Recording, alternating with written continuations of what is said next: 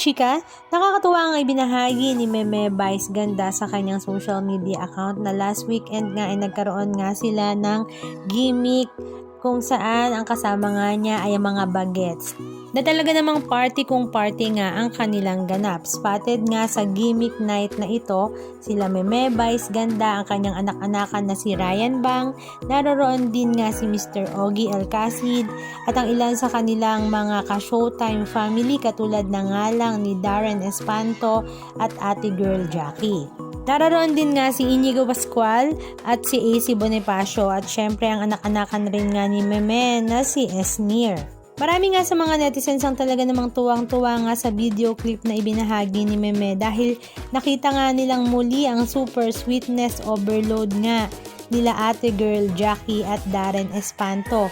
Mukhang may something na nga daw talaga ang dalawa, pero sabi naman ng mga iba ay talagang magkabarkada nga lang daw ang mga ito. Sinasakyan nga lang daw nila ang mga tukso-tuksuhan. Kaya nga kung makikita nyo ang video na ito ay tinulak pa nga ni Inigo si Darren at Ate Girl Jackie na muntik nang magsubasad sa isa't isa.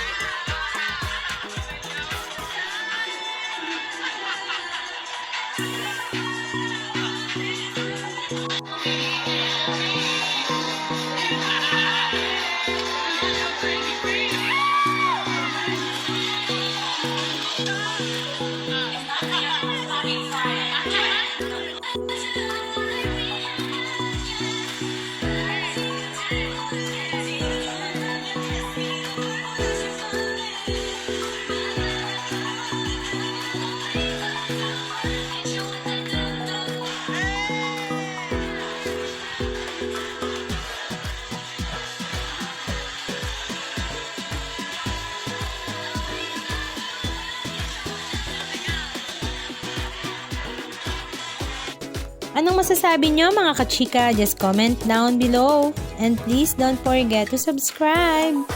Thank you!